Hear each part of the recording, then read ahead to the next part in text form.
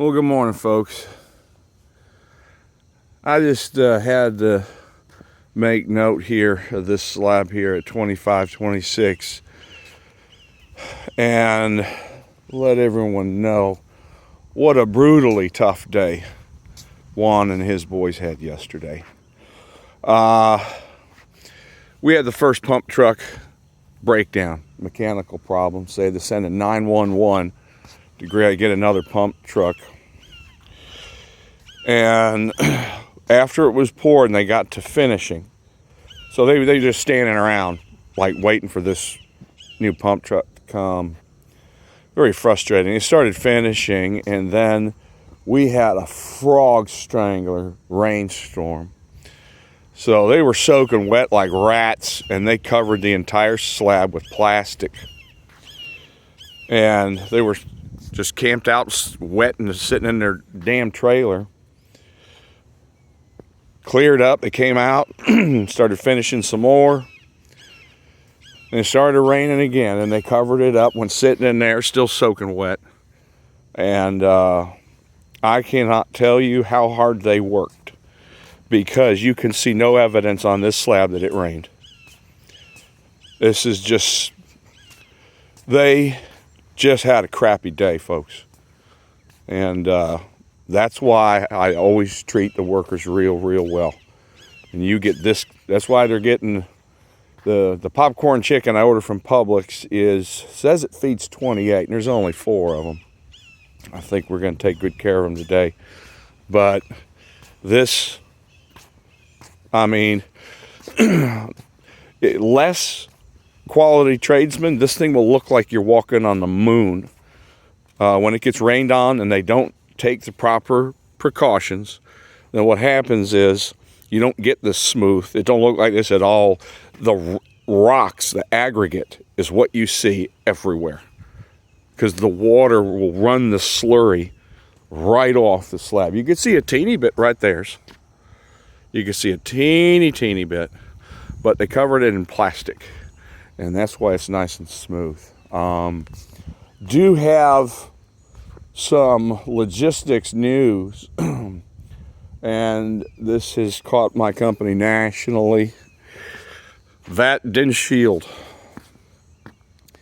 is now rare. The big sauce boss told me that aside from what is already here, there is enough to stock 3 more buildings. And so they are scrambling regionally and this side of the Mississippi trying to find more of that DinShield, and that makes up the firewall. We'll take a look at it, and this one over here. We got some, we passed all the frame inspections yesterday. Today, what was this, 21, 22? This is on for wall sheathing. We were inspecting it yesterday ahead of the county inspectors. But, so that DinShield makes up the firewall. Right chairs. And goes all the way up and then a little bit over there. So it's all fire retardant. It's a real good product too. This particular comes from Georgia Pacific. But so the big boss, my vice president of construction, said we're going to keep pouring slabs though, no matter what. But he just told me to be prepared. Maybe delays on getting that. And without that, there's really no reason to set trusses. We could put the walls up, but really can't go higher than that because you could see obviously it goes all the way up. So we can go right up to about right where that line is on metal, and that's about it. If we can't find more materials. But let's see, what we're in June. The COVID related delays started April of 2020.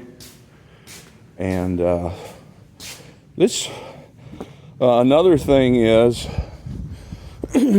a rarity is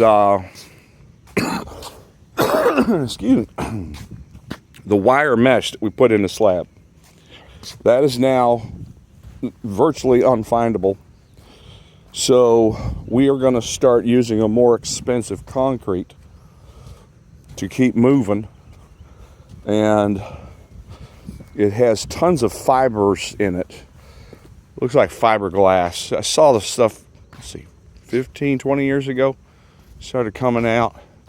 It's pretty expensive. More expensive than the mesh stuff. But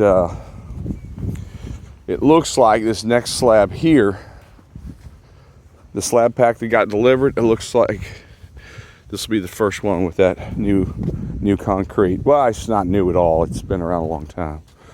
But I'll try to highlight it there. It's got, the slab on the sides will be all fuzzy, like a tennis ball. It's got to be millions of strands of fibers in it.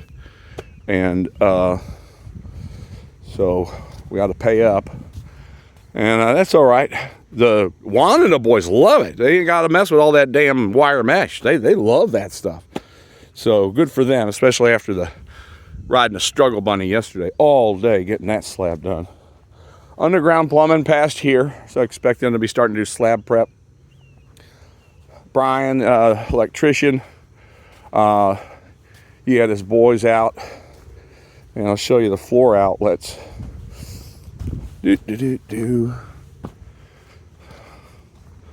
So this one, he's running his conduit from where the refrigerator is going to be to the island, and there's the floor outlet. So I'm walking past the island,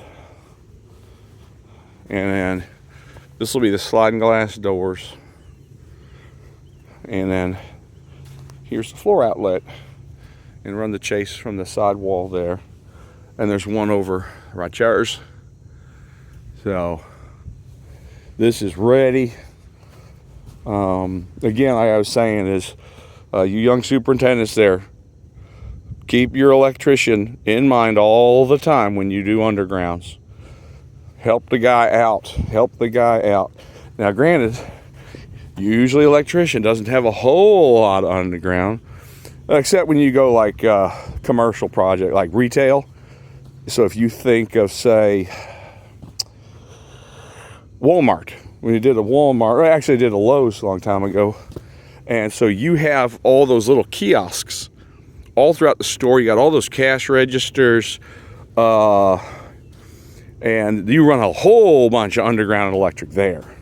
That's a whole bunch of stuff, you know, out to the fitting rooms if you have a store like that has clothing, apparel. So, but usually in the house there's not a whole bunch. But by golly, if you cover up the electrician on just even that kitchen outlet or the kitchen underground to the island, that really ruins his day. So be courteous to your underground Sparky. He needs love too.